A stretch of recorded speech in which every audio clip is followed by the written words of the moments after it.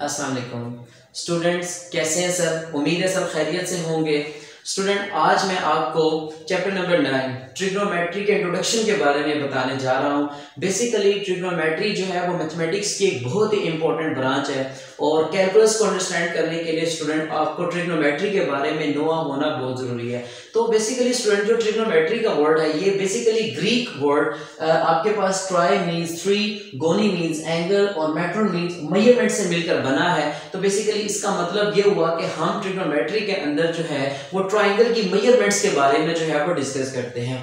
तो स्टूडेंट, आपको पता है कि जो ट्राइंगल है इसके बेसिकली 6 एलिमेंट्स होते हैं। 6 एलिमेंट्स में 3 इसकी जो है वो साइड्स हैं और 3 इसके जो है वो एंगल्स हैं। तो हम जो ट्राइंगल्स में जो साइड्स और एंगल फाइंड आउट करते हैं वो सारे वर्क हम बेसिकली जो है वो किसमें, ट्रिग्नोमेट्री के अंदर जो है वो करते हैं स्टूडेंट। तो नेक्स्ट स्टूडेंट, आपके पास जो है मैं आपको कंसेप्ट देने जा रहा हूँ वो एंगल किस तरीके से बनता है। तो ये आपके पास लिखा हुआ है कि two rays with common starting point, यानी 2 रेज जिनका स्टार्टिंग पॉइंट जो है वो सेम हो, कॉमन हो, वो क्या बनाती है, वो एक एंगल बनाती है। और इसमें आपके पास जो एंगल के साथ की रे होगी इसको आप जो है वो इनिशियल साइड कहोगे और जो आपके पास दूसरी होगी वो आपके पास जो है वो टर्मिनल साइड होगी। स्टूडेंट है इसमें कंसेप्ट ये है कि आपके पास 2 रेज हैं, ओ ए एंड ओ बी, ठीक है। तो आपके पास ये 2 रेज हैं, ठीक है। इसकी ओ ए वाली जो साइड है इसको हम बोलते हैं इनिशियल साइड और ओ बी को हम बोलते हैं टर्मिनल साइड। स्टूडेंट, जब हम रोटेशन को एंटी क्लॉकवाइज देखेंगे तो आपके पास जो ये एंगल है अल्फा, ये ग्रीक वर्ड है, ठीक है। तो ये आपके पास जो है एंगल अल्फा, जब रोटेशन हम एंटी क्लॉकवाइज देखेंगे यानी एंटी क्लॉकवाइज रोटेशन, तो इसमें आपके पास ये एंगल अल्फा जो है ये पॉजिटिव होगा। इसी तरीके से स्टूडेंट आपके पास 2 रेज हैं, ओ ए एंड ओ बी। तो ओ ए अगेन आपके पास ये इनिशियल साइड है और ओ बी आपके पास ये टर्मिनल साइड है, ठीक है। तो स्टूडेंट, आप जब इसको रोटेशन को जो है वो क्लॉकवाइज देखोगे, क्लॉकवाइज रोटेशन, तो आपके पास ये जो एंगल बन रहा है हम इसको कह देते हैं से बीटा, यानी इसको हमने बीटा कह दिया। तो ये जो एंगल बीटा होगा ये आपके पास जो है वो नेगेटिव होगा।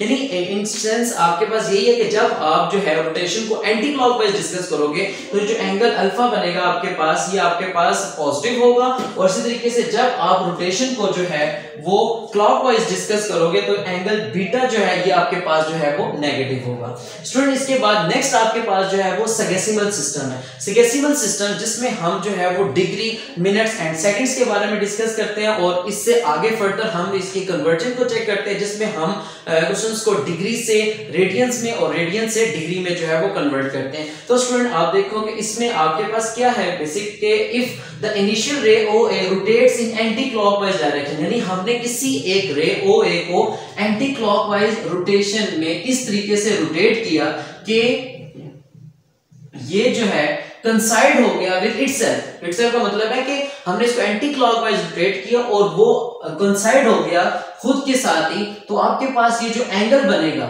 इस एंटी क्लॉकवाइज रोटेशन में, ठीक है, ये जो एंगल बनेगा ये आपके पास 360 डिग्री होगा। स्टूडेंट, यानी 1 कंप्लीट रोटेशन जो है वो सर्कल के अंदर वो आपके पास कितनी होती है, 360 डिग्री के इक्वल होती है। इसी तरीके से जब इसकी हाफ रोटेशन होगी, यानी आपने क्या करना है कि इसको आपने हाफ रोटेट करना है, तो जब हाफ रोटेशन होगी ये आपके पास आएगा 180 डिग्री के इक्वल। इसी तरीके से स्टूडेंट, जब आप इसको 1/4 ऑफ रोटेट करोगे इन एंटी क्लॉकवाइज डायरेक्शन, यानी आपने क्या किया कि ये इनिशियल साइड थी